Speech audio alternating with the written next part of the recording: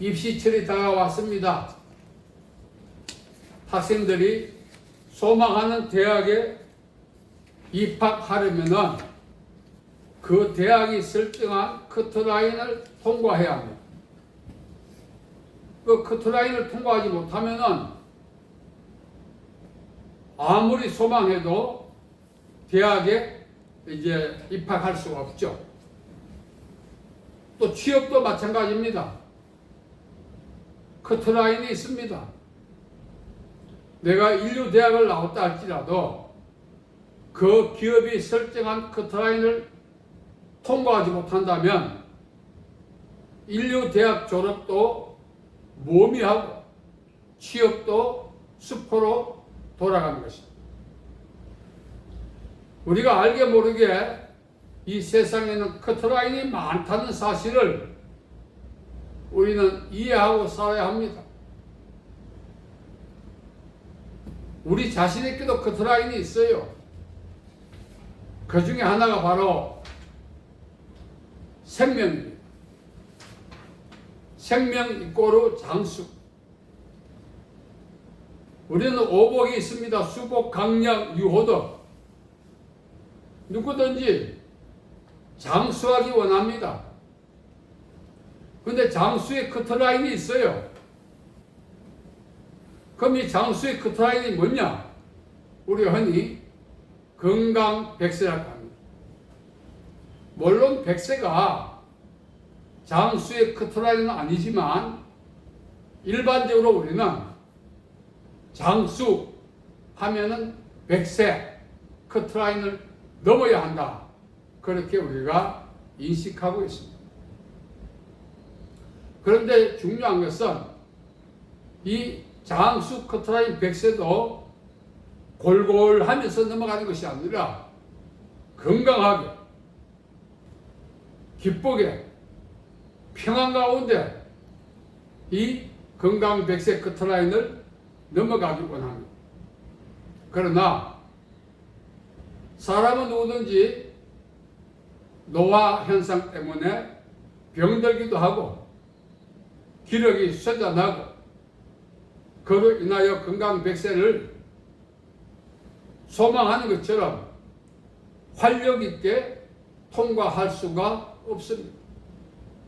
그래서 많은 분들이 건강 100세를 추구하되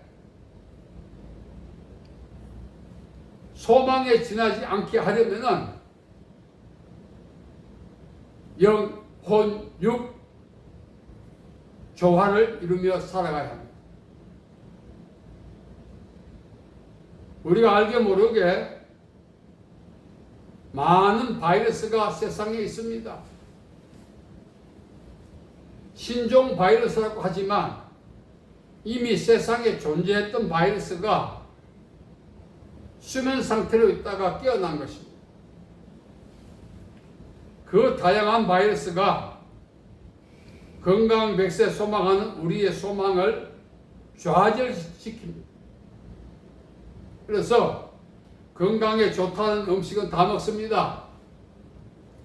건강에 좋다고 도움이 된다면 가전 운동을 다 합니다.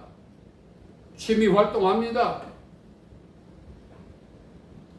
그처럼 우리에게 있어서 건강은 중요한 자산인 것입니다. 이 건강 자산을 잃어버리면 현아를 소유해도 아무런 의미가 없는 것입니다. 우리는 영혼이 잘 되고 범사가 잘 되고 건강하기를 예수님께서도 원하셨다는 사실을 기억해야 합니다. 자, 그렇다면은 이 건강을 방해하는 것 중에 가장 강력한 세력은 무엇인가? 바로 질병입니다. 오늘날 많은 질병들이 있습니다. 이름도 생소한 질병.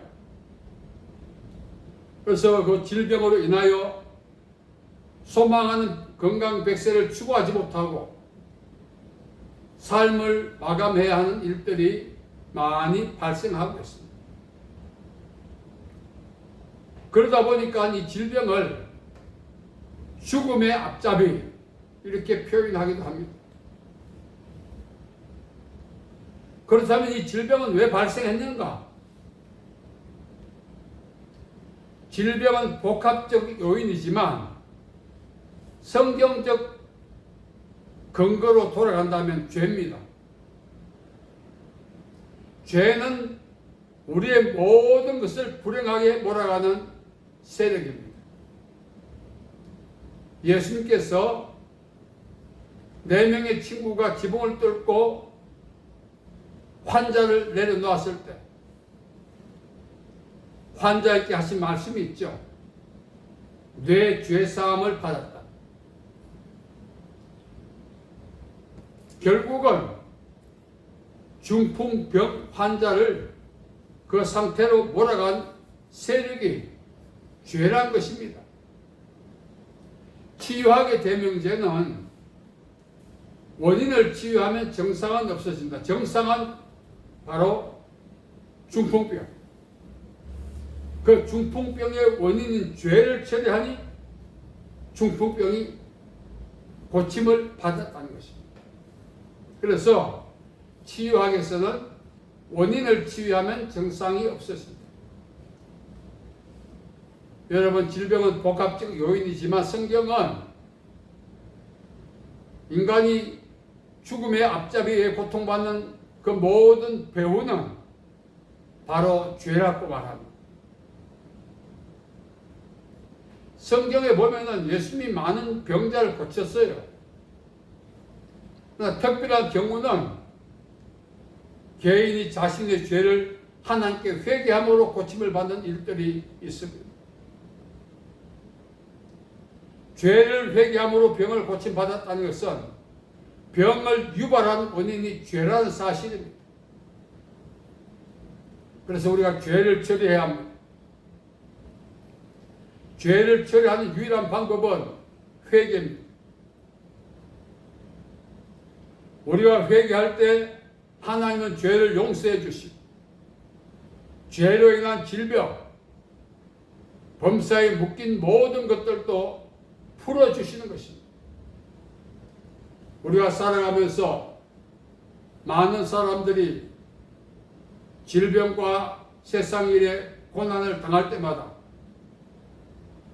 그 원인을 알고자 합니다. 왜?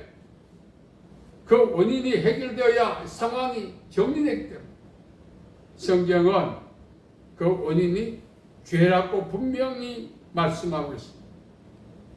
소자여 내 죄사함을 받았느니라 했을 때 중풍병자가 일어나 누워있던 침상을 들고 집으로 돌아간 것입니다. 그 침상은 환자가 누워있던 자리만이 아닙니다. 우리를 볼모 잡고 있는 답보 상태에 이르게 만드는 환경과 세력 다 함축하고 있습니다. 우리 삶의 질이 달라지고 운명이 변하려면 삶의 질을 저하시키고 운명을 멍들게 만드는 그 세력, 그 원인, 죄를 처리해야 하는 것입니다. 주여 회개합니다. 자신의 죄를 갖고 하나님 앞에 나가서 회개할 때 하나님은 죄를 용서해 주시고 죄로 인한 마음의 고통과 육신의 질병과 범사의 무거운 모든 짐들을 벗겨주시는 것입니다. 그러나 우리는 고난과 질병이 올 때마다 하나님의 말씀을 쫓지 않고 세상 눈을 따라 삽니다. 몸에 좋다는 약 먹고, 몸에 좋다는 음식 먹고, 몸에 좋다는 운동하고, 때로는 수술받고. 물론 그것도 질병의 치유에 도움이 되겠지만 재발하는 것입니다. 회개는 치유받고 재발이 없게 하는 것입니다. 그래서 우리는 지금까지 살아오면서 하나님 앞에 합당하지 못했던 모든 죄들을 회개를 통하여 처리받을 때 영혼이 잘 되고 범사가 잘 되고 건강한 인생을 살아가는 복된 기회를 하나님 앞에서 선물로 받게 되는 것입니다. 두 번째는 성령의 능력이 임해야 합니다. 오늘 말씀에 보면은 멍에가 멍에는 쥐고습니다. 인간의 힘으로 해결할 수 없는 질병, 상황, 염려, 근심 다 멍에입니다. 그것에 붙들려 우리는 옴삭달싹하지 못하고 살아갑니다.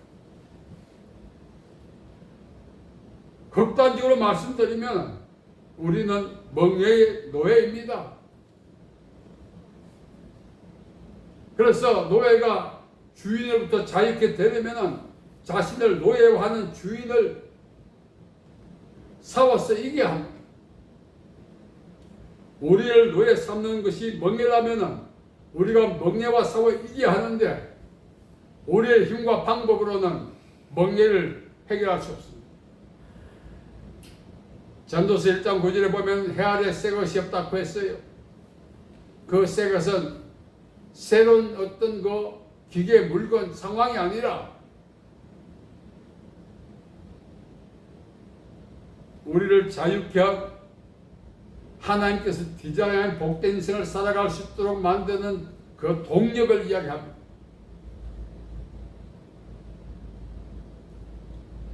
그 동력은 오직 성령의 기름 부음이라고 이야기합니다. 기름진 까닭이 이 말은 기름 부음 까닭.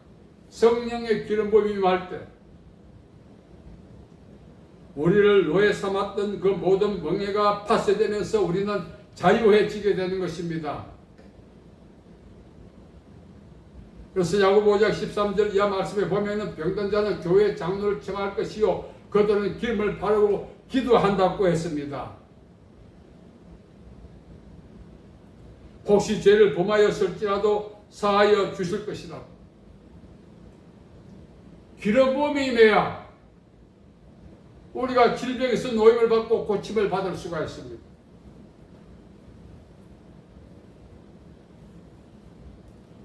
성령께서는 오늘 또 우리에게 멍에로부터 자유케 하시고자 기름 부으시고자 하는 것입니다. 그럼 어떻게 하면 이 기름 부음을 받는가? 성령을 따라 살아야 합니다. 고집대로 사는데 성령께서 기름 붓지 않습니다. 육신대로 사는데 기름 붓지 않습니다. 먹든지 마시든지 무엇을 하든지 하나님의 영광을 위해 살도록 성령께서 우리를 끌어가십니다. 그 인도하심에 우리가 순종할 때 기름 부어주시고 질병의 멍에, 염려의 멍에, 근심의 멍에, 상황의 멍에, 모든 관계의 멍에로부터 더 나아가서 악한 영들의 공격의 멍에로부터 우리를 자유하게 하시는 것입니다. 결국 성령과 동력해야만이 기름 부음을 받는 것입니다. 오늘 우리 안에는 각자 도생의 그런 성향이 있습니다. 한 집안 식구도 생각이 다릅니다. 각자 도생합니다. 그래서 가정에 불협화음이 많은 이유가 뭡니까? 의견 통일이 안 되기 때문에, 각자 도생하기 때문에. 그 섭성이 성령과도 있다는 것입니다. 우리는 성령께 순종해야 하는 것입니다. 아모스 3장 3절에 두 사람이 의합하지 않고는 동행할 수 없다. 성령을 따라 살려면 성령께 우리가 복종해야 하는 것입니다. 그럴 때에 기름 부어주시고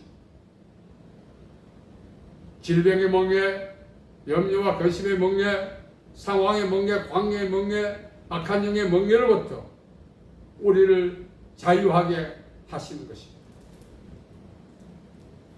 세 번째는 예수님께서 병자에게 치유하시고 내 자리를 들고 걸어가라. 병자는 그동안 침상에 누워 있었어요. 그 침상과 결별하라는 뜻입니다. 침상이 무엇입니까? 친숙한 것. 우리가 친숙한 것이 세상이고 취미고 돈이고 쾌락이고 아직까지도 갱신되지 않은 우리 고집 같은 것도 다 친숙한 거예요. 이러한 것들과 결별하지 않으면 성령께서 역사하지 않습니다. 또한 성령께서 역사하시는 이유 중에 하나가 그러한 것들과 결별하라고 하시는 것입니다. 우리가 구습을 쫓는 옛사람을 벗어버리고 심령이 새롭게 될 때, 생활이 새롭게 될 때 성령께서 기름 부어 주시는 것입니다. 그래서 이런 말이 있습니다. 병을 고치려 하지 말고 마음을 고쳐라.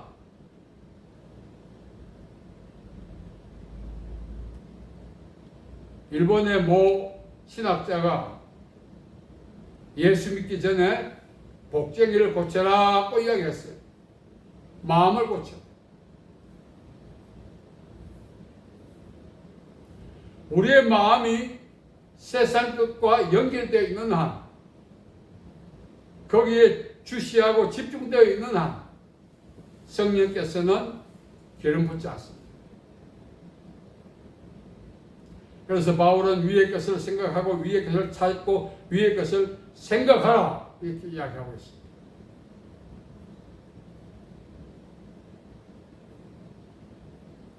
오늘 저와 여러분이 성령님의 기름 부음을 통하여 질병과 근심과 염려와 세상적인 환경과 악한 영의 공격으로부터 자유케 되어 영혼이 잘 되고 범사가 잘 되고 건강한 인생을 살기를 원한다면 우리의 마음을 고치라.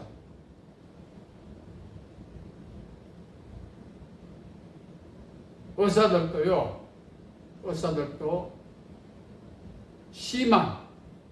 심어가 되라. 육신의 병은 어쩌다 보면 세월 가다 보면 고칠 수 있어요. 자의 말씀대로. 그러나 마음은 못 고쳐. 마음을 고치지 않으면 그것도 육신의 병이 또 재발되는 거예요. 그래서 심어가 되라는 말이 있습니다. 오늘 성령께서는 우리에게 기름 붓기를 원하십니다. 회개할 때 기름 부어주십니다. 성령과 더불어 살 때 기름 부어주십니다. 과거의 생활을 청산할 때 기름 부어주십니다. 그래서 질병에서 고침받고 염려와 근심에서 고침받고 어려운 상황에서 벗어나고 악한 영의 공격에서 자유해지고 하나님의 축복 속에 살아갈 수 있도록 인도해 주시기를 원하시는 것입니다. 그래서 우리는 성령님을 따라 살아야 돼요. 가만히 있는데 가자 하지 않습니다. 우리가 변해야 되는 것입니다. 우리가 변할 때 하나님의 은혜가 임하는 것입니다. 집에는 많은 그릇이 있는데 금과 은, 나무 그릇도 있는데 질그릇도 있는데 다 사용하지 않습니다. 깨끗이 비워질 때 쓰는 것입니다. 금그릇 역시 안에 뭐가 음식물이 있을 때 사용하지 않습니다. 나무 그릇 깨끗할 때 씁니다. 그래서 우리가 성령의 기름 부음을 받으려면은 우리가 정결해져야 하는 것입니다. 그것이 바로 회개입니다. 회개. 주여 용서하여 주옵소서. 주여 이제 고집 부리지 않고 성령님을 따라 살겠습니다. 주여 더 이상 세상에 욕심내지 않고 하늘의 것을 추구하며 살겠습니다. 이렇게 살 때 하나님의 은혜를 주시는 것입니다. 그 은혜가 우리를 복되게 하는 것입니다. 그 은혜를 힘입어 남은 인생 복되게 살 수 있는 우리 모두 되기를 예수님의 이름으로 축복합니다. 살아계신 아버지 하나님, 은혜와 자비를 감사합니다. 오늘 또 주님 앞에 나온 저희들 기억해 주시고 복 내려 주시고 특별히 우리 마음을 새롭게 해주시고 기름 부어주시고 충만케 하여 주시옵소서. 예수님의 이름으로 기도하옵나이다. 아멘.